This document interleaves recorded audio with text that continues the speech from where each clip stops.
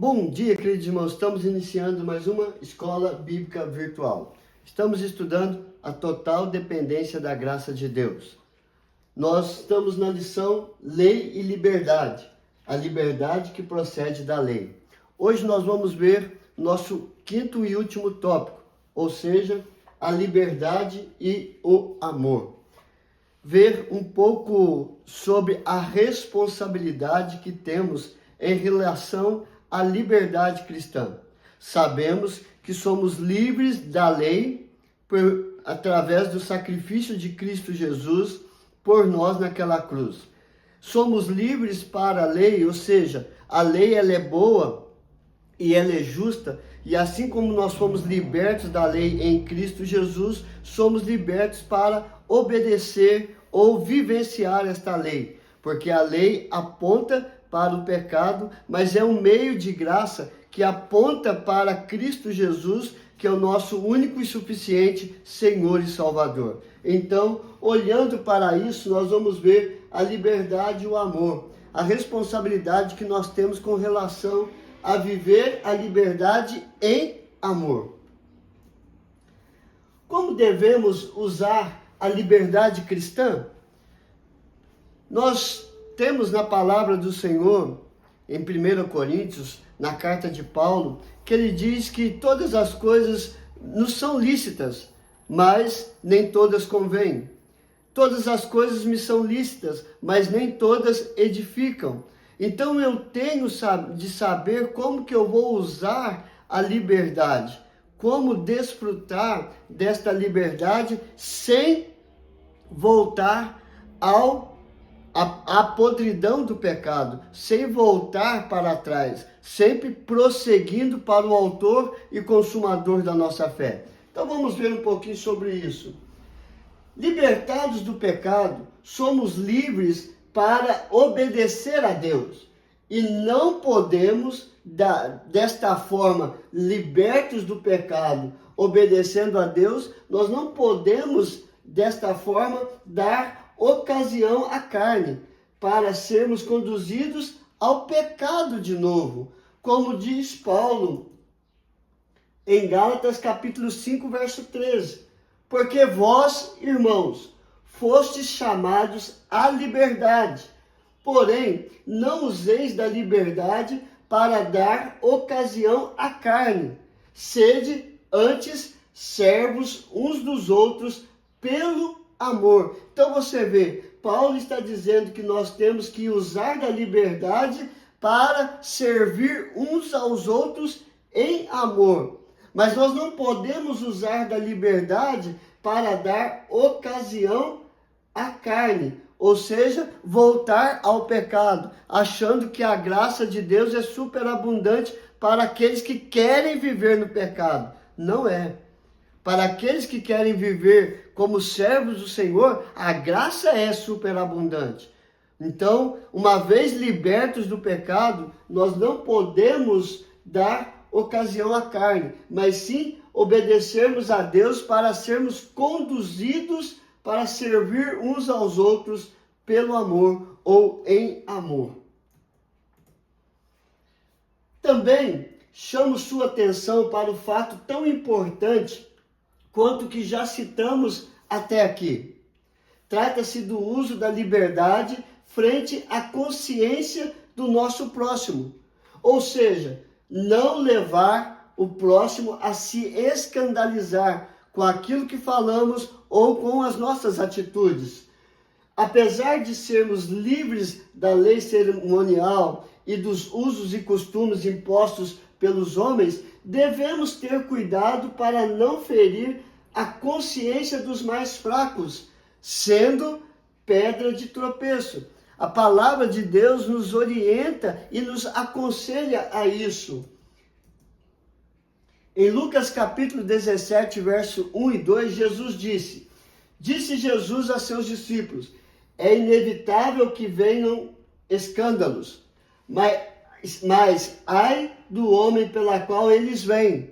Melhor fora que se lhe pendurasse ao pescoço uma pedra de moinho e fosse atirado no mar, do que fazer tropeçar um destes pequeninos. Então você vê aqui Jesus dizendo que nós temos que ter todo cuidado para não fazer tropeçar nenhum dos pequeninos, ou seja, aqueles irmãos mais fracos, imaturos na fé. Então, é inevitável que venha escândalo, mas ai daquele que causa escândalo, mas ai daquele que faz um dos pequeninos tropeçarem. Então, Jesus está nos ensinando a saber usar a liberdade que temos nele, para a glória de Deus.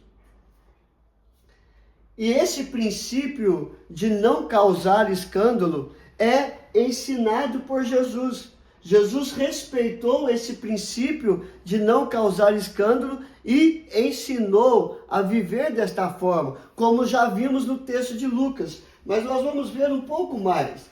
Jesus não só respeitou, como ensinou sobre o escândalo. Como era seu costume, primeiro ele fazia e depois ensinava. Então Jesus, em relação a ensinar os seus discípulos a não ser pedra de tropeço, ele primeiramente, ele dava o exemplo e depois dizia, façam o mesmo. Ou seja, eles ensinavam os seus discípulos a proceder de uma maneira que não causasse escândalo. Tendo eles chegado a Cafarnaum, dirigiram-se a Pedro os que cobravam o imposto das 2 dracmas e perguntaram, não paga o vosso mestre as 2 dracmas? Sim, respondeu ele. Ao entrar Pedro em casa, Jesus se lhe antecipou, dizendo, Simão, que te parece? De quem cobram os reis da terra impostos ou tributo? Dos seus filhos ou dos estranhos? Respondendo Pedro, dos estranhos. Jesus lhe disse, logo estão isentos os filhos, mas para que não os escandalizemos, vai ao mar, lança o anzol e o primeiro peixe que fisgar, tira-o e abrindo-lhe a boca, acharás um estáter. Toma-o e entrega-lhes por mim e por ti. Mateus capítulo 17, 24 a 27. Então os cobradores de impostos parou Pedro e perguntou, olha, o seu mestre não vai pagar o imposto? Ele falou assim, vai pagar sim. E entrando Jesus pergunta para Pedro, de quem cobram os impostos? Dos estranhos ou dos seus filhos? E eles disseram, olha, é dos estranhos. Então eu estou livre. Jesus disse isso. Eu estou livre. Mas para não causar escândalo, vai lá, pega o peixe, tira a moeda e vai lá e dá e paga o imposto, tanto de ti como de mim.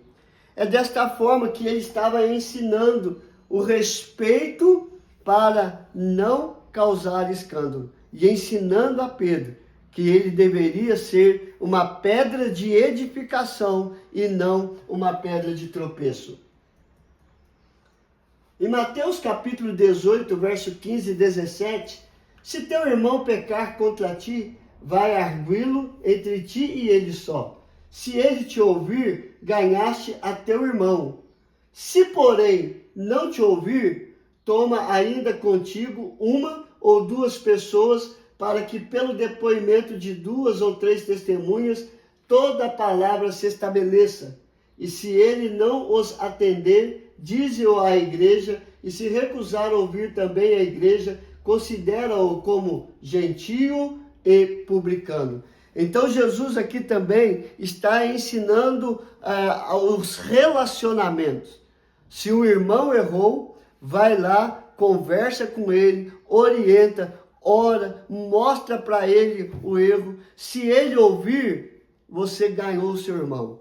Mas se ele não ouvir e quer continuar sendo pedra de tropeço ou fazedor de escândalo, chama mais uma testemunha, vai lá, conversa de novo, ora com ele. Mas se ele não quiser, leva para a igreja, fale com a igreja, e assim, se ele não ouvir e quer continuar como pedra de tropeço, nós não podemos fazer nada, ou seja, considera-o como pecador, como gentio ou publicano.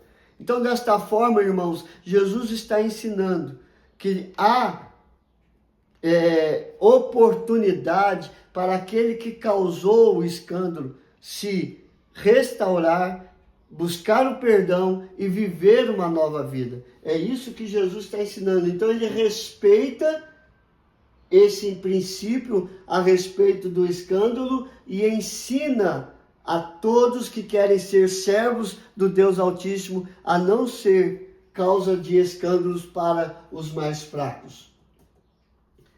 O escândalo pode decorrer de consciência fraca. Paulo também dá instruções semelhantes às de Cristo, exortando-nos a evitar escândalos. No entanto, ele deixa claro que os que se escandalizam são fracos e imaturos, pois o certo é não nos escandalizarmos com práticas que a Escritura não condena, ou sobre as quais ela se silencia, como o caso de muitos usos e costumes. Então Paulo ele dá quase a mesma orientação de Jesus, mas Paulo ele vai mais na prática. Ele vai falar dos alimentos consagrados a ídolos que não podem ser comidos e senão você vai escandalizar outros, ou se você faz alguma coisa que não era para fazer, você está escandalizando. Se uma pessoa não come carne, se está na sua presença, então não coma, para que ele não venha escandalizar e pecar também. Então Paulo, ele nos dá esta orientação, e também muito mais com relação a usos e costumes. Tem coisas que eram usadas, eram usos e costumes de uma determinada região, mas não de outra. Então nós temos que ter esta consciência para não levar o próximo a escandalizar. O texto diz aqui: entretanto, não há esse conhecimento em todos, porque alguns, por efeito da familiaridade até agora com o ídolo, ainda comem dessas coisas como a eles sacrificadas. E a consciência destes, por ser fraca, vem a contaminar-se. Não é a comida que nos recomendará a Deus, pois nada perderemos se não comermos, e nada ganharemos se comermos. Vede, porém, que esta vossa liberdade não venha, de algum modo, a ser tropeço para os fracos. 1 Coríntios 8, verso 7 e verso 9. Então nós temos que ter muita sabedoria com relação a isso, a sermos simples e prudentes, para não levar outras pessoas a escandalizar e pecar contra Deus. Em todo caso, devemos evitar o escândalo. Paulo nos exorta a evitar atitudes que possam causar escândalos, mesmo que saibamos que o problema está na consciência fraca dos imaturos.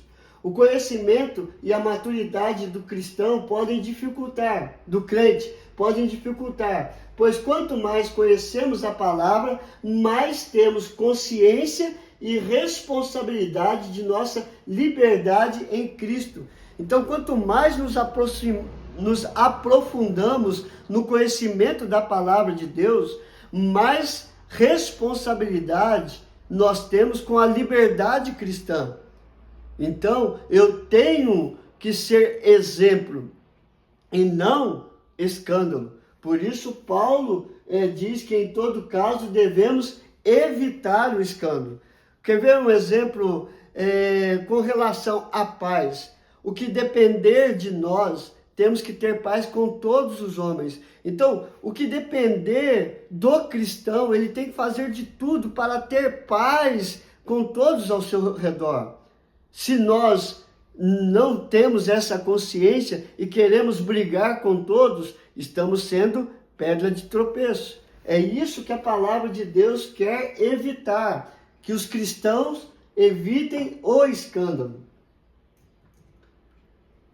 Em Romanos capítulo 14, verso 1, o texto diz: é bom não comer carne, nem beber vinho, nem fazer qualquer outra coisa com que teu irmão venha a tropeçar, ou se ofender, ou se enfraquecer. Então Paulo está novamente orientando: olha, se você vai comer carne, se você vai beber vinho, ou se você vai fazer qualquer outra coisa, que o teu irmão vai se ofender, vai se escandalizar, vai se enfraquecer, não faça.